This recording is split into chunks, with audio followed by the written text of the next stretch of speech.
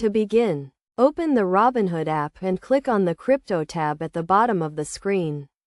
This will display all the cryptocurrencies in your account, listed under the Holdings section.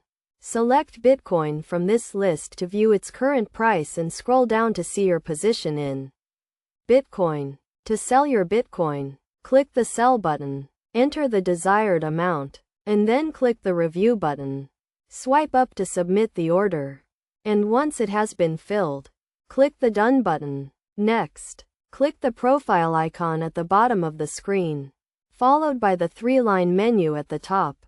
From this menu, select the Transfer option, then click Transfer Money. Enter the amount you want to transfer to your bank account. Select the Robinhood account holding the funds, and choose the bank account where you want to transfer the money. Click Review, and if desired, select your transfer method. Finally, click Transfer to complete the process. This will effectively sell your Bitcoin and transfer the funds to your bank account.